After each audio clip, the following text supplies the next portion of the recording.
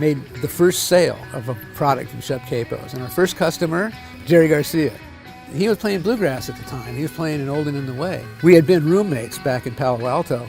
So I called him and said, hey, I've got this new thing. And he said, great. So he went for it right away.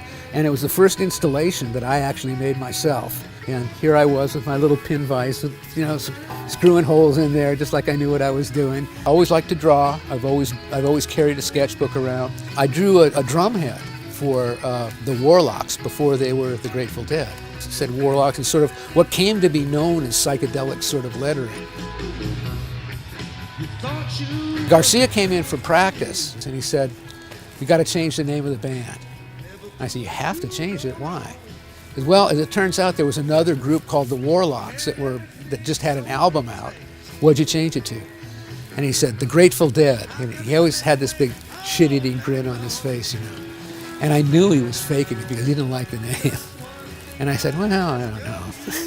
He said, yeah, I know, I don't like it too much either. But we'll get used to it. And that was, and we did. We got used to it. But mainly, I was disappointed that it wasn't the Warlocks anymore, and they weren't going to use my drum head anymore.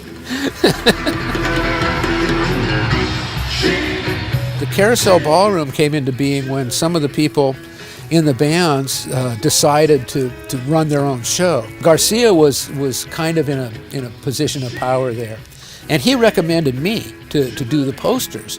I did 3 that were printed, and I was working on a 4th that would have been printed had the show gone on, but that's when the place went bankrupt.